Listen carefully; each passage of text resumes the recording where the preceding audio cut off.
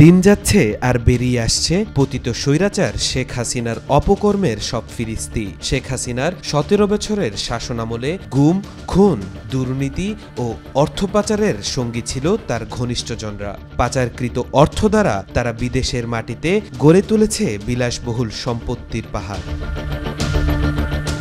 এবার যুক্তরাজ্যের দ্বিতীয় অপরাধ সংস্থা এনসিএ বাংলাদেশে ক্ষমতাচ্যুত শাসক শেখ হাসিনার ঘনিষ্ঠদের মালিকানাধীন প্রায় ৯০ মিলিয়ন পাউন্ড মূল্যের বিলাসবহুল সম্পত্তি জব্দ করেছে। ব্রিটিশ দৈনিক দ্য গার্ডিয়ানের অনুসন্ধানী প্রতিবেদনে উঠে এসেছে এ চাঞ্চল্যকর তথ্য।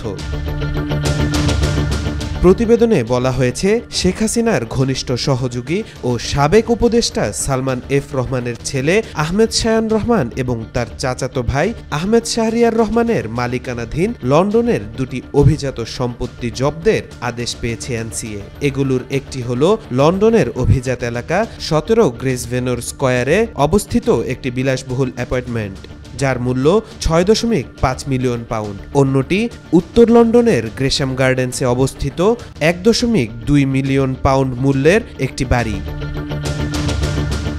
এনসিএ নিশ্চিত করেছে এটি একটি চলমান সিভিল তদন্তের অংশ।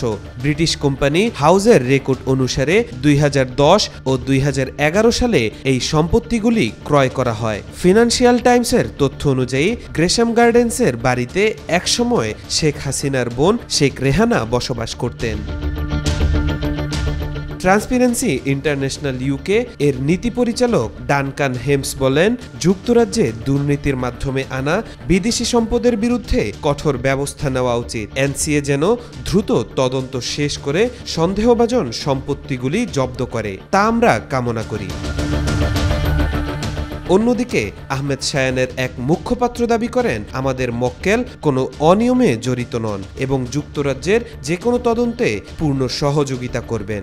তিনি আরও বলেন, বাংলাদেশের বর্তমান রাজনৈতিক পরিস্থিতি অস্থির। সেখানে বহু মানুষ রাজনৈতিক উদ্দেশ্যে অভিযুক্ত হচ্ছেন। আমরা আশা করি যুক্তরাজ্যের কর্তৃপক্ষ এই প্রেক্ষাপট বিবেচনা করবে।